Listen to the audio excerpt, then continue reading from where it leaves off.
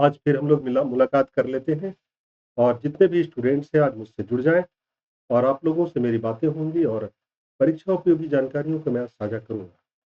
तो मैं बताऊँ कि आज जिस विषय पर मैंने आपके साथ समय साझा करने की तैयारी कर रखी है, उसमें हमारा कोशिश होगा कि आज मैं आपको झारखंड के कुछ अनछुए हिस्सों से परिचय करा दूँ।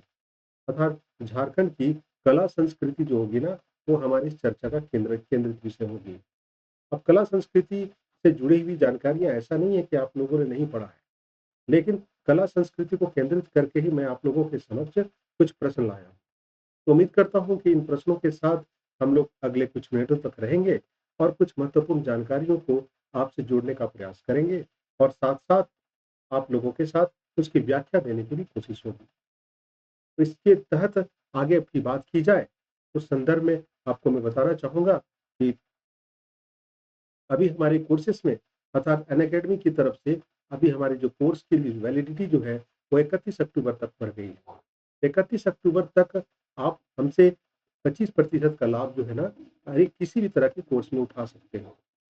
तो याद रखिए, ये अभी जो है व्यवस्था है, ये जेपीएससी फाउंडेशन कोर्स की बात की जाए, चाहे जेसी सीजीएल की बात की जाए, सभी में लागू होगी। तो आपको इसके लिए करना क्या है? आपको इसके लिए मेरे कोड का इस्तेमाल करना है, जो रेफरल कोड होगा। तो रेफरल कोड के ज़रिए आप हमें मिल पाएँगे और रेफरल कोड के ज़रिए आपको ये सुविधा मिल पाएगी। अर्थात 25% की जो सुविधा है, वो रेफरल कोड के ज़रिए मिल पाएगी। फिर से बता दूँ कि इसकी वैलिडिटी जो है ना, अक्टूबर 31 तक निश्चित की गई है। तो जितने भी जागरूक पाठक हैं और जितने भी अभ्यर्थी हैं, वो इस दिशा में हमसे सक्रिय हो जाएँ और अपनी जानकारियों को दुरुस्त कर लें, ताकि नवीनतम जानकारियों के साथ आप लोगों से एक तरह से संवाद स्थापित किया जा सके। तो जैसा कि मैंने बताया कि आज के जो प्रश्न होंगे, वो पूरी तरह से केंद्रित होंगे, तो इन सभी कला संस्कृति पर केंद्रित होंगे। उससे पूर्व ये भी बता देना चाहिए कि चाहे सीजीएल कोर्स की बात की जाए, चाहे संपूर्ण खोरठा लैंग्वेज पर आधारित कोर्स की बात की जाए, चाहे संपूर्ण झारखंड की बात की जाए, चाहे कंप्यूटर की बात की जाए, चाहे संपूर्ण हिंदी भाषा की बात की जाए, चाहे करंट अफेयर्स पर भी इन द्रोणाचार्य बैच जो है झारखंड शिक्षक भर्ती परीक्षा और जेपीएससी का न्यू फाउंडेशन, इन सबों में वो लागू होगा, लेकिन उसकी अवधि होगी वो 25% की छूट की, लेकिन वो अवधि होगी ये जो 31 अक्टूबर जो है ना, वो ये अंतिम तिथि होगी। तो जितने भी स्टूडेंट हैं, वो इसका लाभ उठाएँ और मेरे रेफरल कोड का इस्तेमाल करके आप इसका लाभार्थी बन सकते हैं। तो बिना विलंब किए चलिए हम लोग प्रश्नों की यात्रा में ज ज चलते हैं और मेरी कोशिश होगी कि कुछ चुनिंदा प्रश्न झारखंड की कला संस्कृति को केंद्रित करके मैं आपके समक्ष रखूँ और उसकी व्याख्या भी दर्ज करूँ। तो चलिए आपके लिए पहला प्रश्न आप तक लाने की तैयारी कर रहा हूँ मैं और ये देखिए पहला प्रश्न आ गया है। तो पहला प्रश्न जो है वो आपके समक्ष दिखाई दे रहा है। देखिए कि ये कला संस्कृति को केंद्रित करके कि बहुरा पर्व कब मनाया जाता है? चैत महीने के शुक्ल पक्ष की तृतीया को या बैसाख महीने के शुक्ल पक्ष की तृतीया को या सावन महीने के शुक्ल पक्ष की सप्तमी को या भादो महीने की कृष्ण पक्ष की सप्तमी को। तो ये जो प्रश्न है, अब इस प्रश्न के जवाब में आपको पहुँचना है और आपका जवाब तय करना चाहिए। तो इसके जवाब के संदर्भ में आप अपने स्तर से यही जानते हैं कि बहुत सारे प्रश्नों को आपने सुना है, पढ़ा है और आप उसके जवाब की ओर जानते ही होंगे, क्योंकि झारखंड की जनजाति बहुल प्रदेश में जो है ना, इतने सारे हमारे त्योहार हैं जनजातियों के, उनकी अपनी महत्ता है। तो आपने अगर ना भी पढ़ा हो तो कोई बात नहीं, इसको आप ध्यान में रख कर के आगे की पढ़ाई करेंगे। तो बहुरा पर्व कब मनाया जाता है ये आप तय कर लें। तो मैं इसके संदर्भ में आपका जवाब बता दूँ कि बहुरा पर्व जो है ना, वो भादो महीने में मनाया जाता है। तो भादो महीने की कृष्ण पक्ष की चतुर्थी को अ, ये मनाया जाता है, कौन-सा? बहुरा पर्व, ठीक है? तो ये क्यों मनाया जाता है? क्योंकि वर्षा की वर्षा की जो अच्छी समाप्ति के बाद जब वर्षा हो जाती है, तो उसकी अच्छी समाप्ति के बाद जो है, वो स्वस्थ संतान की प्राप्ति के लिए यह पर्व मनाया जाता है। और ये पर्व मनाया जाता है किनके द्वारा? स्त्रियों के द्वारा। तो स्त्रियों के द्वारा ये त्योहार मनाया जाता है, याद रखिए। तो इसे जो है सो राज बहरलक, एक नया नाम भी है इसका, इसी त्योहार का एक नाम है और वो क्या होगा? राइज बहरलक। राइज बहरलक ये स्थानीय शब्दावली है, बहरलक। ये इसी त्योहार का एक दूसरा उपनाम है। तो एक तरह से क्या देखा आपने कि पहले प्रश्न के तहत मैंने अपनी बात पहुँचाई और इसकी व्याख्या भी सांकेतिक व्याख्या हमने आपके साथ साझा किया। तो इसी तरह के और भी प्रश्न आएँगे जो कला संस्कृति को केंद्रित करके आज आपके समक्ष रखने की तैयारी हो रही है। तो पहले प्रश्न के बाद हमारी यात्रा दूसरे प्रश्न पर चलनी चाहिए। तो चलिए आज मैं रिकॉर्डेड फ़ॉर्म पर आपके साथ उपस्थित हूँ और जानकारियों को साझा कर रहा हूँ। जितने भी जिज्ञासु पाठक हैं, छात्र-छात्राएँ हैं, जो विभिन्न परीक्षाओं की तैयारी में खासकर जेसीसी सीरियल के लिए आपको पता ही है कि अब आपके पास मात्र और मात्र कितने दिन रह गए हैं, आप समझ रहे हैं ना? कितने दिन रह गए? अब आपके पास रह गया मात्र कितने दिन? तो कहा जा सकता है कि आपके पास रह गया है, मुझे लगता है कि 40 दिन या 45 दिन रह गए हैं। तो इस 45 दिन में ही आपको वो काम करना है। तो जो भी प्रश्न जो छूटे रह गए हों, उन्हीं का एक तरह से रिवीजन हम लोग कराने की तैयारी कर रहे हैं। चलिए प्रश्न संख्या 2 पर आते हैं। देखिए कह रहा है कि हिजला मेला के संदर्भ में कौन-सा कथन असत्य है? यहाँ आपको असत्य कथन चुनना है। तो कहता है कि हिजला मेला प्रतिवर्ष वसंत ऋतु में फरवरी-मार्च महीने में आयोजित किया जाता है ना? ये कथन नंबर 1। दूसरा, हिजला शब्द हिजलोपाइट नामक खनिज का एक संक्षिप्त रूप है। कथन नंबर 2। तीसरा कह रहा है कि 1890 ईस्वी में संथाल परगना के तत्कालीन कैप्टन रॉड्रिक्स ने इस मेले की शुरुआत की थी। और चौथा है कि इस मेले में विशेषकर संथाल जनजाति ही भाग लेते हैं। तो मैंने 4 कथनों को लिख करके आपसे क्या उम्मीद किया हूँ कि आप मुझे इसमें असत्य की परिचय करा दें। इसका मतलब हो गया कि 3 प्रश्न ऐसे हैं जो सही हैं, 1 प्रश्न जो है वो असत्य है। तो इसकी व्याख्या मैं बता दूँ कौन-सा कथन असत्य होगा, इसके बारे में बता दूँ, इसका जो आंसर होगा ना, वो कथन संख्या सी होगा देखिएगा।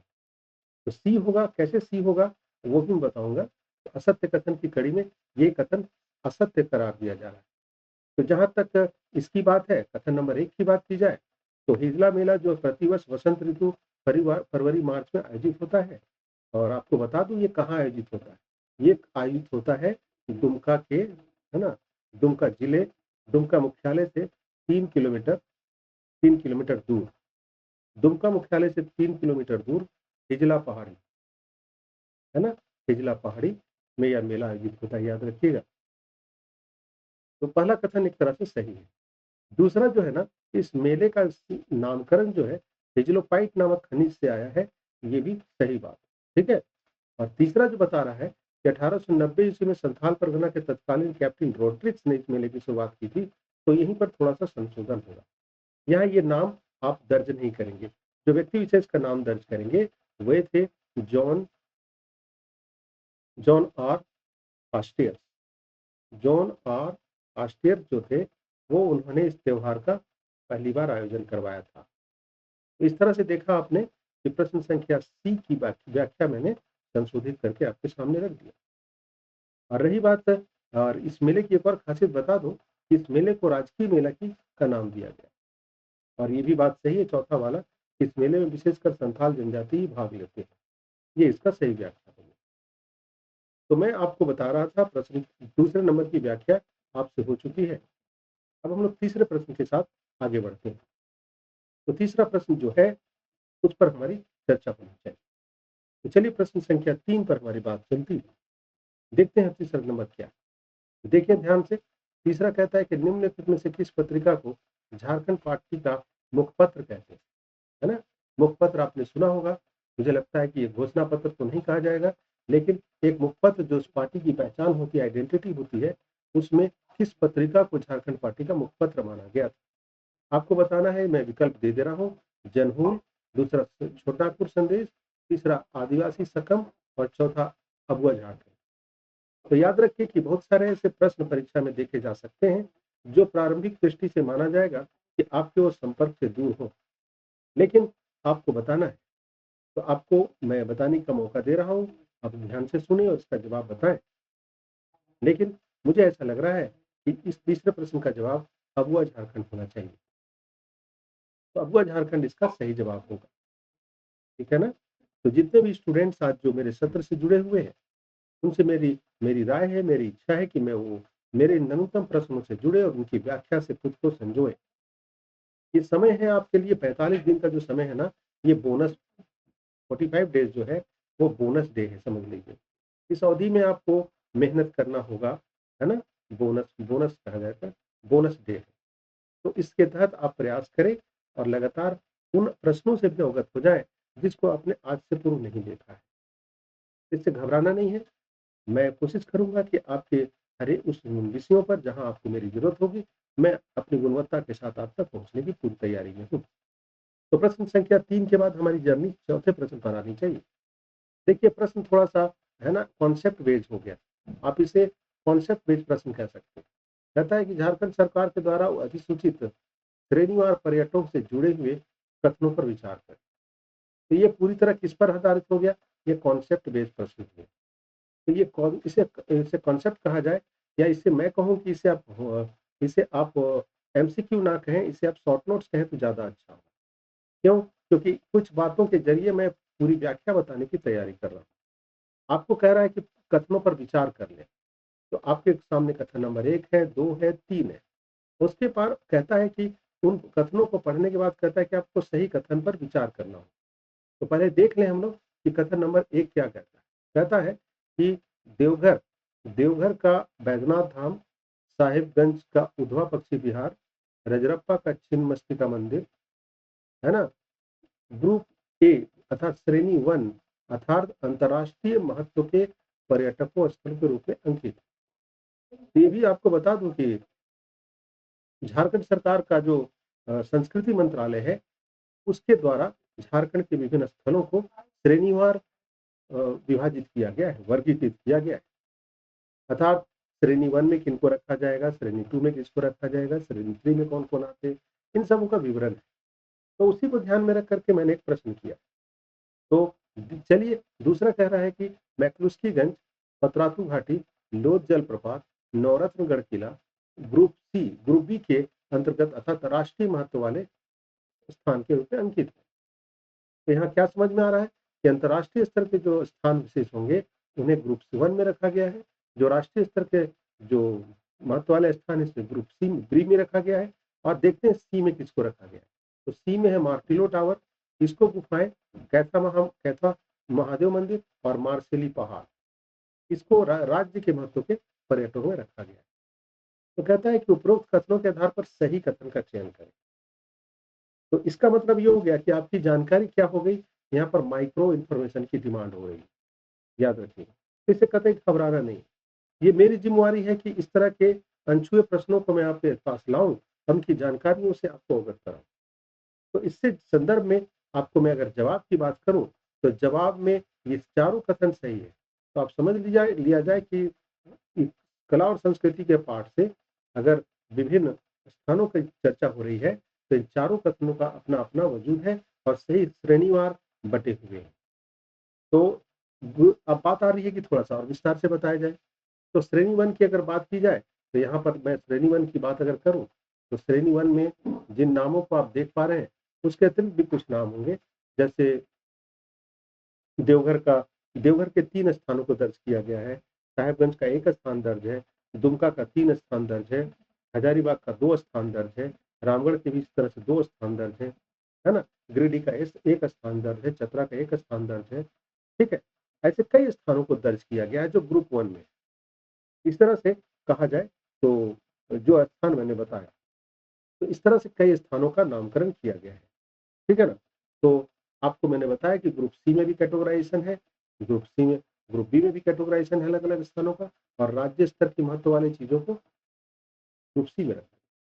तो अंतर्राष्ट्रीय स्तर में जो चीज़ें रखी जाती हैं, उसका एक महत्व हो जाता है, अर्थात उनके संरक्षण के लिए भारत सरकार की ओर से भी वित्तीय सहायता मिलती है, यही आप समझ लीजिए। तो मैंने एक तरह से प्रश्न संख्या 4 को रखने के बहाने कुछ नई जानकारियों को आपके समक्ष रखने की कोशिश की है ना? तो चलिए हम लोग इसी तरह से कुछ नए प्रश्नों की खोज में चलते हैं। अगला प्रश्न 5वें प्रश्न के रूप में है, देखिए झारखंड के जनजातियों के बीच में देखिए, जनजातियों के लोकप्रिय किस वाद्य यंत्र का निर्माण गोह गिरगिट प्रजाति के मजबूत चमड़े से किया जाता है?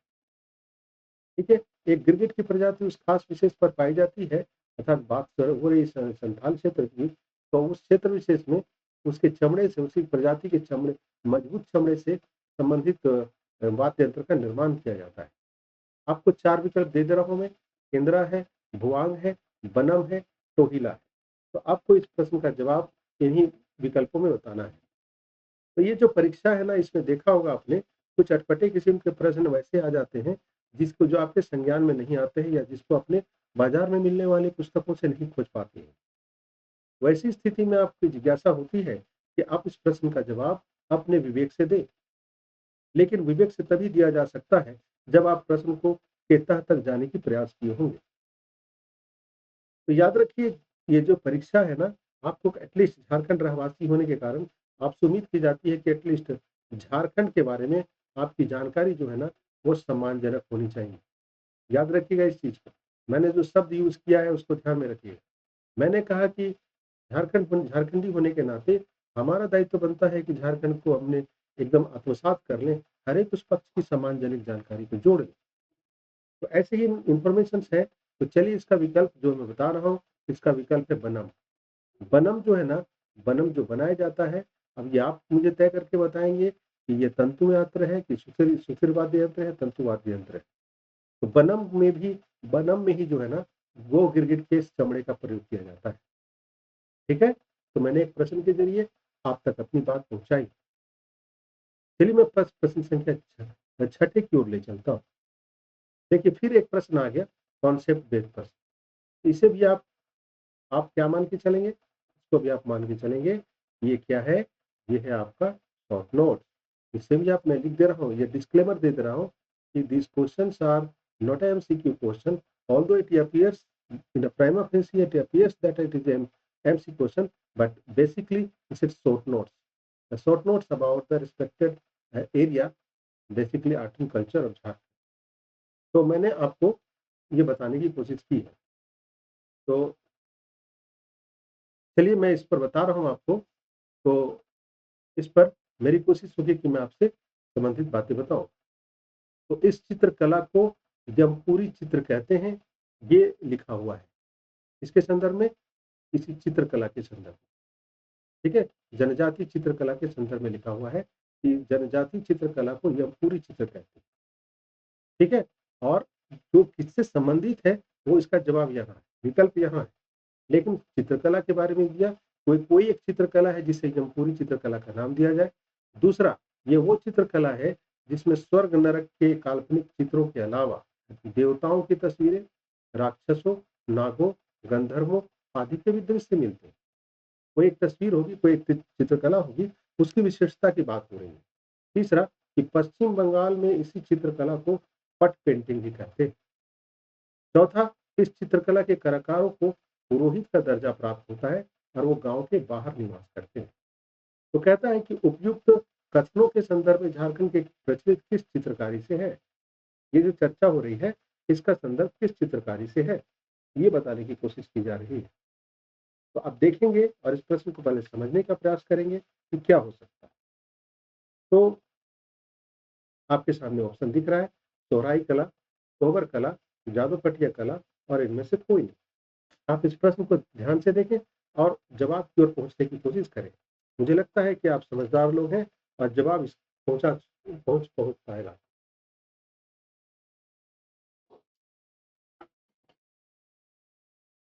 चलिए,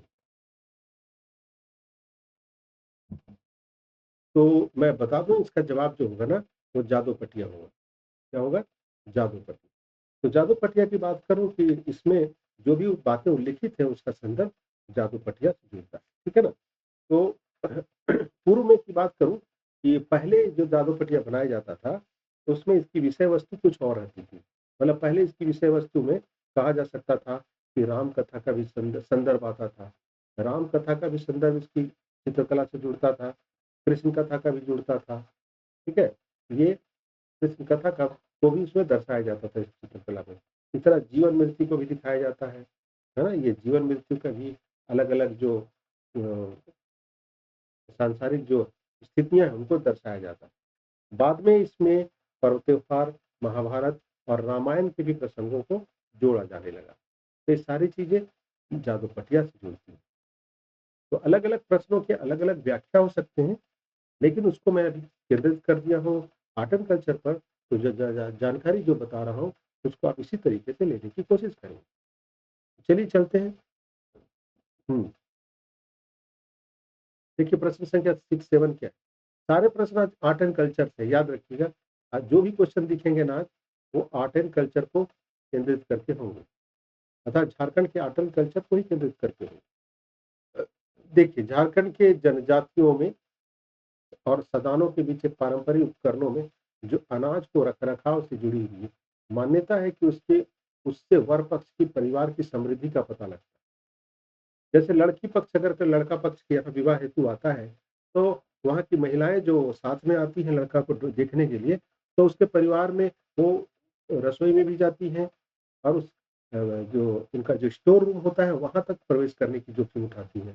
क्योंकि वहीं से उनका पता लग जाता है कि वर पक्ष का जो धन-धान्य से कितना संपन्न है, तो उसी से मूल्यांकन कर लेते हैं। तो वो क्या है, इसकी समृद्धि का परिचायक है, क्या वो छटका है, क्या वो पैला है, क्या वो मोरा है, क्या वो लाकुड़ है? आपको देख कर के प्रश्न संख्या 7 तक बताना है, इसके जवाब तक पहुँचने की कड़ी में आप हमें बताने जा रहे हैं कि इनमें कौन-सा होगा, ठीक है? तो आप हमें बताएँ कि इसका जवाब क्या होता है और मैं इसकी व्याख्या बताऊँगा। तो चलिए आपने उम्मीद करता हूँ कि मैं व्याख्या ढूँढ चुके होंगे। तो मैं आपको इससे जुड़ी हुई जानकारी बता दूँ कि वो और कुछ नहीं, वो मोरा है। तो मोरा क्या होता है? एक बड़े आकार का पुआल का बना टेकरी टोकरीनुमा रचना होती है। संभवतः इस तरीके से बड़े आकार का होता है ना? और रस्सियों से उसको बाँधा जाता है इस तरीके से। इस तरीके से रस्सियों से बाँध-बाँध के उसको जो है ना तैयार किया जाता है, ठीक है? और उसमें जो है सो तरह से उसके ऊपर का जो हिस्सा जो है ना, ये खुला होता है इस तरीके से। हाँ, और ये पूरा हिस्सा जो है ना, ये रस्सियों से इस तरह से मोटा-मोटा करके बनाया जाता है। उद्देश्य ये होता है कि इसमें धान वगैरह सुरक्षित रखा जाए और लंबे समय से वो रखा जा सकता है, ताकि फ्यूचर में उसको विषम परिस्थितियों में काम आए। तो इसको मोरा कहते हैं। तो ये देखने के बाद पता लग जाता है कि संबंधित व्यक्ति के परिवार में धन-धान्य से कितना संपन्न है, कृषि कार्य कितना उसमें रिच है, ये जानकारी मिल जाती है। तो ये भी आपको कला संस्कृति में ऐसे प्रश्न देखने को मिल सकते हैं। तो आपको इसी क्रम में सतर्कता बरतने के लिए मैं प्रश्नों के ज़रिए आपसे जुड़ रहा हूँ। चलिए मैं 7वें से 8वाँ 8वें प्रश्न पर करता हूँ। देखिए फिर ये क्वेश्चन आ गया कॉन्सेप्ट में। कहता है झारखंड के ऐतिहासिक स्थानों में प्रसिद्ध नौरतनगढ़ के मामले में दिए गए कथनों पर विचार करें। देखिए मैंने जैसा कि बताया कि आर्ट एंड कल्चर का प्रश्न है, तो उसमें ऐसे प्रश्न भी पूछे जा सकते हैं, जिससे पता लगे आपको कि हाँ, ये प्रश्न जो है इसका कैरेक्टर ऐसा है कि ये आर्किटेक्ट से भी जुड़ता है। देखिए, कह रहा है क्या? यह किला किस कौन से किले की बात हो रही है? नवरत्नगढ़। यह किला 100 एकड़ में फैला हुआ है, कथन नंबर 1। दूसरा, झारखंड के हम्पी के नाम से प्रसिद्ध यह किला पंचमहल का हुआ था, जिसका मतलब 5 मंजिला था, जिसमें सुर्खी चूना और लाहौरी ईंटों का इस्तेमाल किया गया था और इसका निर्माण 1585 ईस्वी में नागवंशी राजा दुर्जन साल के द्वारा किया गया था। चौथा कथन, इस महल को वर्ष 2004 में राष्ट्रीय धरोहर की सूची में दर्ज कराया गया। देखिए मैंने 4 प्रश्न लिख दिया, 4 कथन लिख दिया। ये प्रश्न तो नहीं थे, ये कथन थे और मैं कह रहा हूँ कि इसमें एक असत्य कथन का चयन करना है, इम्प्योर सेंटेंस का इसमें चूज़ करना है। तो बताइए कि क्या होगा? क्या वो सिर्फ 1 होगा, 1 और 2 होगा, 2 और 3 होगा, सिर्फ 4 होगा? तो प्रश्न संख्या 8 पर हमारी बात आ गई है, तो 8 के संदर्भ में आप हमें बता रहे हैं, ठीक है? तो बताने की कोशिश करें कि क्या है? तो इसका जवाब जो है 8वें का जो जवाब है, तो मुझे लगता है कि इसका जो जवाब होगा वो सिर्फ 4 होगा। अर्थात असत्य कथन की अगर बात की जा रही है, तो कथन संख्या 4 हो। अब ये 4 है, अगर ये 4 है तो कैसे है? इसका मतलब ये हो गया, ये जो महल है, इसका विस्तार जो है, ये 100 एकड़ तक फैला हुआ है, ये सही है। इस तरह की हम्पी के नाम से प्रसिद्ध है, जिसमें सुर्खी चूना और लाहौरी ईंटें का निर्माण हुआ, ये भी सही है। दूसरा, 85 में नागवंशी राजा दुर्जन साल के द्वारा किया गया था। हाँ, ये भी इसका मतलब सही है। तो चौथा गलत हो जा रहा है। चौथा गलत कैसे हो जा रहा है? चौथा गलत ये है कि इसको 2004 में धरोहर सूची में नहीं दर्ज किया गया था, बल्कि इसके लिए तिथि बता देता हूँ, 27 सितंबर 27 सितंबर 2019 को 27 सितंबर 2019 को इसे दर्ज किया गया था राष्ट्रीय धरोहर की सूची में। ठीक है, इसलिए ये जानकारी आपसे मैंने साझा कर दी। तो चलिए प्रश्न संख्या 8 की बात हो गई है। अब मैं 9वें प्रश्न की ओर ले जाता हूँ और आपके ज्ञान को, नॉलेज को एनहांस करता हूँ। तो प्रश्न संख्या 9 क्या है देखा जाए। फिर से मैंने वन लाइनर क्वेश्चन के रूप में आप तक ले आया हूँ कि झारखंड में पुरातात्विक दृष्टि से महत्वपूर्ण काबरा कला गाँव किस जिले में स्थित है, जहाँ पुरा पाषाण काल, नव पाषाण काल, ताम्र पाषाण काल और लौह पाषाण काल के अवशेष एक ही स्थान पर मिलते हैं। थोड़ा सा क्वेश्चन ऐसा है जो आपको पूछा जा सकता है कि वो कौन सा स्थान विशेष है जहाँ पर एक ही तीनों कालखंड की जानकारी जो है ना, निम्न विकल्पों में, विकल्प पर ध्यान दीजिएगा, लातेहार है, पश्चिम सिंहभूम है, चतरा है, पलामू है। ठीक है, संभवतः ये प्रश्न हाल के कुछ परीक्षा में, किसी परीक्षा में पूछा गया था, तो आप इसको ध्यान में रखिएगा। संदर्भ क्या है कि पूरा पाषाण काल का भी अवशेष एक ही जगह मिल रहा है, नव पाषाण का भी मिल रहा है, ताम्र पाषाण का भी मिल रहा है और लौह पाषाण का भी मिल रहा है, एक ही स्थान पर मिल रहा है। तो ये भी एक प्रश्न का हिस्सा हो गया। तो आपको बताना है कि वो किस जिले में, क्या वो लातेहार, क्या वो पश्चिम सिंहभूम, क्या चतरा या पलामू। आपको इसका जवाब बताया जाए, इसके लिए मैं आपको ले चलता हूँ प्रश्न की जवाब की ओर। ठीक है, तो चलिए इसका जवाब, इसका जो आंसर आएगा वो पलामू होगा। तो पलामू जिला जो है ना, काबरा कला वही है जहाँ पर एक ही स्थान पर जानकारियां जो है सो प्राप्त हुई है, तीनों कालखंडों के प्रमाण मिले हैं। तो प्रश्न संख्या 9 की हमने बात बता दी है। अब मैं प्रश्न संख्या 9 के बाद 10 की ओर ले चलता हूँ आपको। तो प्रश्न संख्या 10 क्या है वो देख लीजिए, दिया जाए। देखिए, 20 प्रश्नों के साथ आज मैं हूँ आपके बीच में, तो देखता हूँ कि आप 10वें प्रश्न की बात क्या कर रहे हैं। विश्रामपुर का किला के संदर्भ में कौन सा कथन सत्य है? यह किला गुमला जिले के भरनो प्रखंड में है। कथन नंबर 1, इस किले का निर्माण नागवंशी राजा ने कराया था। इस किले के अंदर निर्मित मंदिर को बनाने में 9 वर्ष लगे थे। और इसमें कहता है सभी कथन सत्य है। तो पूरी तरह से कॉन्सेप्ट बेस्ड प्रश्नों को आप देख रहे हैं और इसके तहत जो है आपको बताने की कोशिश की जा रही है। ठीक है, तो क्या हो सकता है? हुँ? तो यहाँ पर जो है नागवंशी राजा का जिक्र हो रहा है ना। देखिए, कोशिश करेंगे कि अपने इसमें असत्य कथन का चयन करेंगे। ठीक है ना, तो इसको क्या हो सकता है? हुँ? क्या ये चारों कथन सही है? हुँ? तो मैं कहूँगा कि इसमें चारों कथन सही है। अर्थात आज के बाद ये स्पष्ट रूप से नोट कर लिया जाए कि यह किला जो है सो गुमला जिले के भरनो प्रखंड में है और नागवंशी राजा ने बनाया था इसको। लेकिन चेरो परंपरा के अनुसार इस किले के अंदर जो है ना, निर्मित मंदिर में 9 साल लगे थे। बात सही है। तो ये किस शैली में बना हुआ है? ये मुगल शैली में बना हुआ है। विश्रामपुर का किला जो है किस शैली में बना हुआ है? मुगल शैली में बना हुआ है, याद रखिएगा। ठीक है ना? और मुगल शैली में निर्मित है, चेरो परंपरा के हिसाब से। तो मैंने इसके 10 प्रश्नों के बाद मैंने इसकी व्याख्या बता दी है और आपको इसका प्रश्न का जवाब से आपको आश्वस्त करा दिया है। तो मैं देखता हूँ कि 11वें प्रश्न की ओर हमारी जर्नी चलनी चाहिए। देखते हैं क्या। फिर आपसे सीधा-सीधा प्रश्न ले जाऊँ, मैच द कॉलम्स में। कौन सा सुमेलित नहीं है? याद रखिएगा, सुमेलित नहीं है ये मैं पूछ रहा हूँ। तो जो सुमेलित नहीं है उसमें आप देख रहे हैं, क्या ये हरिहर धाम के साथ गिरिडीह जोड़ा है? ये सुमेलित नहीं है। मृगेश्वर महादेव के साथ चतरा जोड़ा है, सही नहीं है क्या? यह है। विंध्यवासिनी देवी साहेबगंज के साथ, ये सही है कि नहीं है? बंशीधर मंदिर पलामू है, ये सही है कि नहीं? तो आपका जवाब जो है यहाँ आपको मिल जाना चाहिए कि क्या हो सकता है। तो यहाँ मैं बता दूं कि पहला वाला जवाब जो है ना, पहला वाला कथन जो है सो सही प्रतीत हो रहा है। दूसरा वाले की बात अगर करूं, जिसका संदर्भ चतरा है, तो पुनर्विचार करने की जरूरत नहीं है। तो मृगेश्वर महादेव की जहां तक बात किया जाए, इसका पहले लोकेशन बता देता हूँ। इसका लोकेशन जो है पश्चिमी सिंहभूम, है ना, पश्चिमी सिंहभूम और उड़ीसा, इसकी बॉर्डर में है। पश्चिमी सिंहभूम और उड़ीसा के बॉर्डर पे। ठीक है कि नहीं? तो उसके बॉर्डर में है ये। और इसके बारे में बता दूं, ये अगर ये स्थान विशेष की बात की जाए तो आपने उस क्षेत्र में नोआ मुंडी का नाम सुना होगा। नोआ मुंडी से, ये स्थान विशेष की बात कर रहा हूँ, नोआ मुंडी से लगभग 5 किलोमीटर है। नोआमुंडी से 5 किलोमीटर दूर है ये। इसकी बात हो रही है, मृगेश्वर महादेव की बात की जा रही है, ठीक है ना? इस मंदिर का जो नामकरण है ना, वो भगवान मुरुगन, जो दक्षिण भारत में जिस देव को लोग मानते हैं दक्षिण भारतीय, तो वो मुरुगन, मुरुगन जो है, मुरुगन के नाम से है, मुरुगन और महादेव। तो मुरुगन और महादेव से हो गया मृगेश्वर महादेव, ठीक है?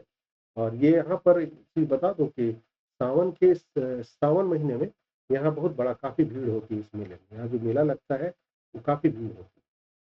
अच्छा, थोड़ी-सी चर्चा मैं बंशीधर मंदिर के बारे में कर दूँ, आप इसके बारे में बहुत कुछ जानते होंगे शायद। तो ये कहाँ है, आपको पता है बंशीधर मंदिर? अगर मैं इसको बताना चाहूँ तो? तो ये गढ़वा जिले में। तो गढ़वा जिले में कहाँ पर है बंशीधर मंदिर? आपने नगर उटारी का नाम सुना होगा। तो गढ़वा जिले का जो नगर उटारी है ना, नगर उटारी में ये है, उटारी। सुधार दीजिएगा इसको, उटारी। हाँ, अच्छा। ये अलग बात है कि अब इसका नाम भी बदल गया है, याद रखिए उटारी का नाम, नगर उटारी का नाम अब बंशीधर नगर ही हो गया है। तो अगर कोई प्रश्न आएगा, झारखंड के किस जिले का नाम बदल के बंशीधर नगर कर दिया गया है, तो अब वो नगर उटारी ही था, जो अब बंशीधर नगर के नाम से जाना जाता है। वैसे इसकी बात चल रही है, तो बता दूं कि इसकी स्थापना जो है सो 1885 ईस्वी में हुई।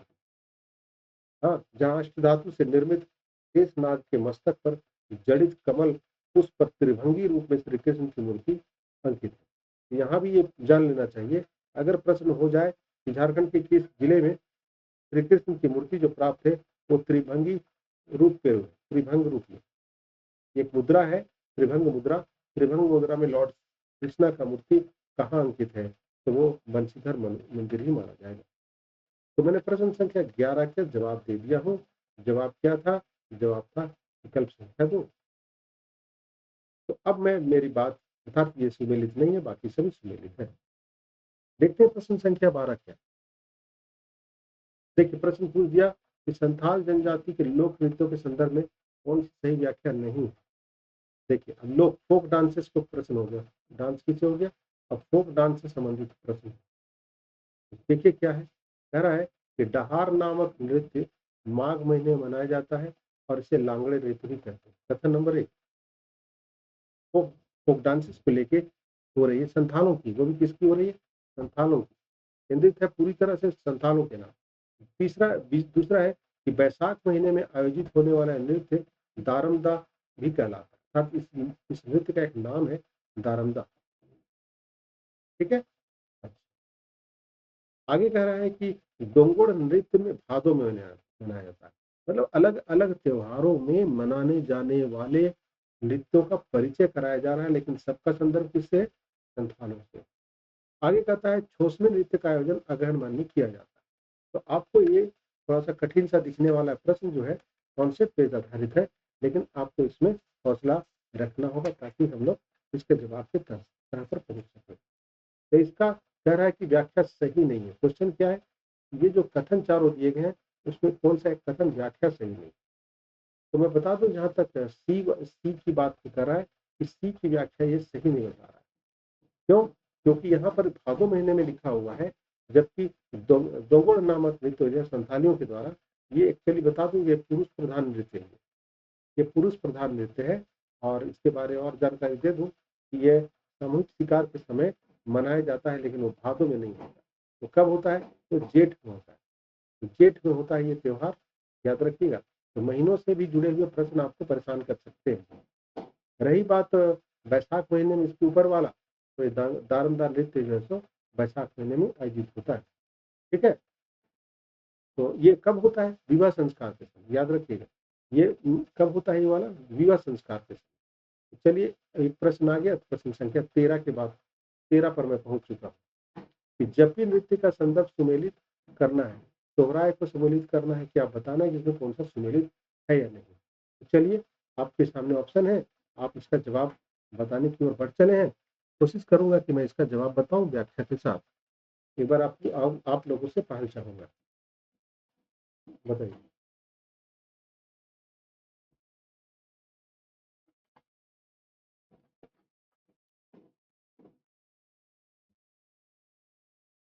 तो बताने की कड़ी में बढ़ चला हूं मैं। तो जपनी नृत्य जो है ना चैत्र से आषाढ़ महीने तक मनाया जाता है। देखते हैं ये सही है कि नहीं है। पहले तो बता दूँ कि इसका सही और गलत कौन है। ये जो विकल्प है ना 1, 2, 3, 4 अर्थात इसका मिलान जो है वो एकदम सही है। तो आज के बाद जान लीजिएगा कि जपी नृत्य चैत्र से आषाढ़ तक मनाया जाता है, सोहराय नृत्य कार्तिक महीने में, भगवा नृत्य फाल्गुन से चैत्र तक और जरगा नृत्य माघ महीने। ठीक है? ये आपको याद रख लेना चाहिए। मतलब ये स्थानीय जनजातीय नृत्य है, इनके आयोजन की महीने जो है सो आपके समक्ष दे दिया गया है। तो इसका सही विकल्प है। अब देखते हैं 14 प्रश्न क्या कहता है। झारखंड में देखिए, झारखंड में पारंपरिक जनजातीय स्थापत्य कला में किसका अधिक प्रयोग हुआ है? तो परंपरागत ट्रेडिशनल जो यहाँ की जो ट्राइबल कल्चर है, उसमें किसका ज़्यादा प्रयोग हुआ है? काष्ठ कला का, पत्थर कला का, धातु कला का, मृदा कला, मृदा शिल्प का। तो इसका जवाब जो हो जाएगा, जो अभी तक जो प्रमाण मिलते हैं, उसमें बहुतायत रूप से काष्ठ का कला का प्रयोग ज़्यादा मिलता है। तुलनात्मक तरीके से देखा जाए तो जनजातीय स्थापत्य कला में काष्ठ कला का संदर्भ।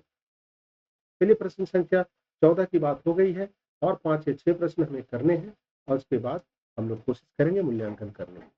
तो प्रश्न संख्या 5 15 देखिए, कहता है कि झारखंड की जनजातीय शिल्प में प्रसिद्ध ढोकरा ढोकरा शिल्प कला का संदर्भ किससे? कागज से, लकड़ी से, धातु से, पुष्प सज्जा से। तो बता दो कि ढोकरा कला का जो संदर्भ है वो धातु से जुड़ता है। हाँ, तो झारखंड में मलार समाज जो है, मलार समाज, ये इस धातु की इस कला से काफ़ी उसको पारंगत माने जाते हैं और इसके लिए होता क्या है बता दूँ कैसे ये इस तरह की कला को ढोकरा कला में जो शिल्प कला है ना, आखिर उसमें किस तरीके से प्रयास किया जाता है। तो इस कला में होता क्या है कि जो अलौह धातु होते हैं, है ना? नॉन आयरन जो होते हैं, नॉन फेरिक आइटम जो होते हैं, तो उसको कास्टिंग करके उसको मोम मोम का प्रयोग किया जाता है। उसकी कास्टिंग में मोम का प्रयोग किया जाता है। और इस तरीके से इसके देखिएगा छोटे बड़े मेले जब आयोजित होते हैं जनजातीय मेले तो ढोकरा आर्ट से बनी हुई मूर्तियां आपको देखने को मिलेंगी जिसमें अधिकतर हिरण की आकृति बनी हुई मूर्ति दिखेगी, घोड़ा की, छोट कछुआ की, आदिवासी युगल की, ऐसी आकृतियां बना करके ये बेचते हैं जो कि एंटिक बाद में एंटिक हो जाती हैं, मतलब वो यूनिक हो जाती है, एंटिक तो हो ही जाती है और यूनिक भी हो जाती है। तो इस जनजाति को इस तरह की जो इस तरह का जो शिल्प कला है उसको क्या नाम देते हैं? ढोकरा, याद रखिएगा।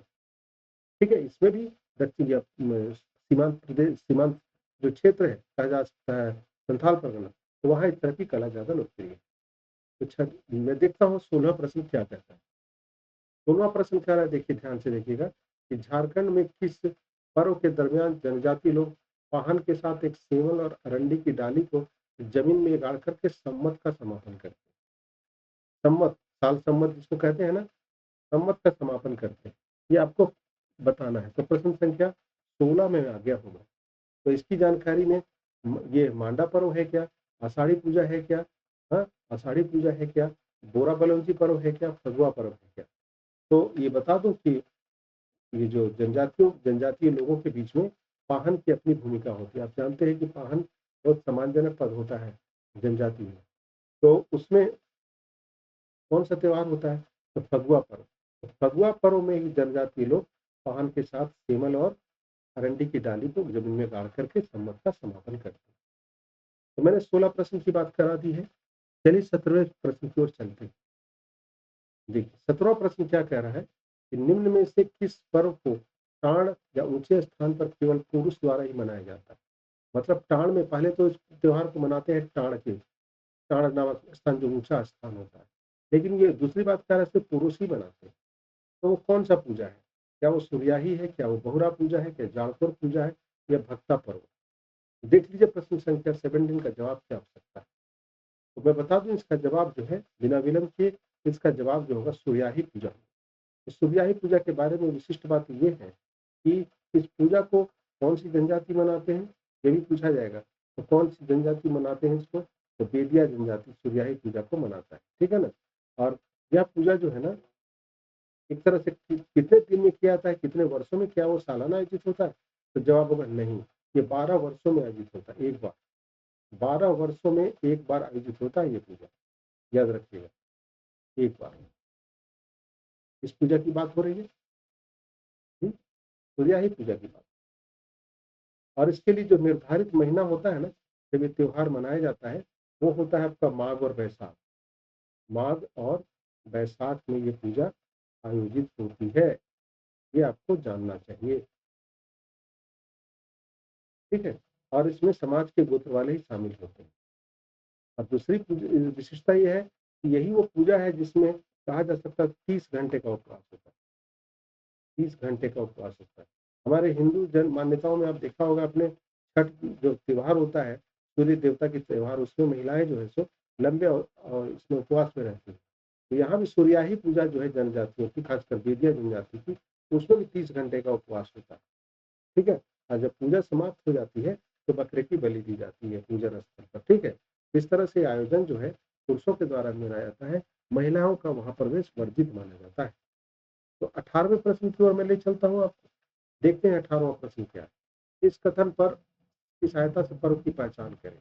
इस पर्व के दरमियान सरना स्थल पर दूध उबाला जाता है और उसे गिरने की दिशा के आधार पर बारिश की भविष्यवाणी की जाती है। तो कौन सा ऐसा त्योहार है जिससे सरना जनजाति के लोगों को दूध उबलने के आधार पर वर्षा की भविष्यवाणी की, इस दिशा में ज्यादा बारिश होगी किधर कम होगी, इसका पता लगता है। तो आप इसको बता रहे हैं, क्या वो जावा पूजा है, क्या वो सावन पूजा है, क्या वो भूयार पूजा है, क्या वो आषाढ़ी पूजा है? तो जवाब आएगा आषाढ़ी पूजा, इसका सही जवाब होगा। आषाढ़ी पूजा आषाढ़ महीने में मनाया जाता है। तो आपको पता ही है कि इस मनाने के पीछे बहुत सारे उद्देश्य हैं। एक ही सिंपल उद्देश्य है कि आने वाला जो बरसात है, वो बरसात, क्योंकि आषाढ़ के बाद श्रावण आता है, श्रावण के बाद एक भादो आता है, तो उस वक्त आह्वान किया जाता है कि वर्षा से उस क्षेत्र विशेष को भरपूर कर दिया जाए। इसलिए वो अपने गांव देवता को या गांव देवीन को वे लोग आराध्य करते हैं, खासकर उसके लिए जिस स्थान पर विशेष पूजा होती है, उसको यहाँ के स्थान में, यहाँ के यहाँ के बोलचाल की भाषा में मड़ई कहते हैं। मड़ई कहते हैं या देवी मंडप कहते हैं, है ना? देवी मंडप जो गांव देवती होती है, देवी मंडप या मड़ई कहते हैं, वहां पर पशु बलि दी जाती है और खासकर बकरे की बलि दी जाती है। तो मैंने एक तरह से बता दिया आपको प्रश्न का जवाब, ठीक है? अब मैं 19वें प्रश्न की ओर ले चलता हूँ आपको। आज के सत्र में बस 2 से प्रश्न शेष रह गए हैं। निम्न में से कौन सा कला धनबाद जिले के कौन सा किला है, सॉरी, कौन सा किला धनबाद जिले के बाघमारा प्रखंड में स्थित? क्या वो कतरासगढ़ का किला है, क्या वो झरियागढ़ का किला है, क्या वो पंचकोट का किला है, क्या वो गढ़बांध का किला है? तो आपको बताना है कि प्रश्न संख्या 19 का क्या जवाब होगा, है ना? तो धनबाद जिले का जो बाघमारा प्रखंड है, वहां पर जो आंसर है होगा वो कतरासगढ़ का किला है, ठीक है? इसको बनाया था किसने? खतरासगढ़ के किले को बनाया था राजा संग्राम सिंह। राजा संग्राम सिंह ने खतरास के किले को बनाया था, ठीक है? राजा संग्राम सिंह ने बनाया था, ठीक है? इसे कतरासगढ़ भी कहते हैं, ठीक है ना? अच्छा, इसका निर्माण कब हुआ था? तो 18वीं शताब्दी में किया था, 18th सेंचुरी। याद रखिएगा, इस मंदिर का निर्माण, किले का निर्माण 18वीं शताब्दी में किया गया। तो वर्ष कौन सा रहा होगा 18वीं शताब्दी में? 1763 ईस्वी किया गया। मैंने 20 प्रश्नों को बताने की कड़ी है। अभी मैंने आपको प्रश्न संख्या 19 तक अपनी बात पहुंचाई। चलिए 20वें प्रश्न की ओर चलते हुए आज के सत्र का समापन करते हैं। अब 20वां प्रश्न क्या है? झारखंड में निम्न में से कौन से मंदिर को की प्रसिद्धि एक सिद्ध तंत्र के रूप में होती है? उग्रतारा मंदिर, कौलेश्वर मंदिर, भद्रकाली मंदिर, छिन्नमस्तिका मंदिर। तो ये आपको बताना है। देखिएगा शब्द को देखिएगा, वैसे तो सिद्ध तंत्र के रूप में सभी मंदिरों के नाम दिखाई दे रहे हैं, लगता है सभी प्रतीत होगा, लेकिन कोई ऐसा मंदिर है जो जहाँ पर जो है सो सिद्ध तंत्र का नाम दिया गया, जबकि अपनी अपनी महत्ता है। लेकिन यहाँ पर जो जवाब मेरी समझ में प्रतीत हो रहा है, वो होगा उग्रतारा मंदिर। उग्रतारा मंदिर जो है उसे सिद्ध तंत्र के रूप में माना जाता है। तो ये कहाँ है? ये लातेहार जिले में, लातेहार में है उग्रतारा मंदिर। और वो कौन सा प्रखंड में है? चंदवा प्रखंड। उग्रतारा मंदिर का कौन सा प्रखंड हो गया? लातेहार का चंदवा प्रखंड। मतलब वहां से भी 10 किलोमीटर दूर कर सकते हैं, चंदवा प्रखंड से 10 किलोमीटर दूर कहा जाए इसको तो ठीक होना चाहिए। रांची चतरा मार्ग, जो रांची चतरा मार्ग है ना, वहां पर शक्तिपीठ में इस स्थान विशेष को देवी, उसमें शक्तिपीठ में माना गया है। तो मंदिर का जो पश्चिमी भाग है ना, मान लिया जाए एक मंदिर है, अगर ये मंदिर है समझ लीजिए इस तरीके से, है ना? अगर ये मंदिर का आकार है इस तरीके से, तो मंदिर का जो निर्माण हुआ है, इसका जो पश्चिमी पार्ट है, तो पश्चिमी घाट में मादागिरी नाम का पर्वत, मादागिरी पश्चिमी हिस्से में उग्रतारा मंदिर के पश्चिम में मादागिरी है। ठीक है, वहाँ मदार साहब का मकबरा भी है। याद रखिएगा इस स्थान विशेष पर मदार साहब का मकबरा। हाँ, कोई सूफी संत रहा होंगे, मदार साहब का मकबरा भी है वेस्ट में। तो ये सब छोटी छोटी चीजें मैं बता रहा हूँ। मकबरा दोनों संप्रदाय के लोगों की आवाजाही होती है और कहा जा सकता है कि प्रत्येक 3 वर्ष में यहाँ भी पूजा की जाती है। मतलब उग्रतारा मंदिर में जो पूजन होता है, उस पूजन का एक एक हिस्सा जो है 3 वर्ष में एक बार पूजा इसी मदार, हाँ, साहिब के मकबरे में भी होती है। अगर 3 सालाना पूजा हो रही तो तीसरे दिन वो पूजा यहाँ भी आयोजित होती है। तो एक तरह से आपने क्या देखा कि मैं 20 प्रश्नों के साथ आपको इस प्रश्न का जवाब बताने की कोशिश किया हूँ। तो आज के इस सत्र को मैं यहीं समाप्त करता हूँ और उम्मीद करता हूँ कि मेरे प्रश्नों को आप देख समझ लिए होंगे और हमारी मुलाकात फिर होती है नए प्रश्नों के साथ।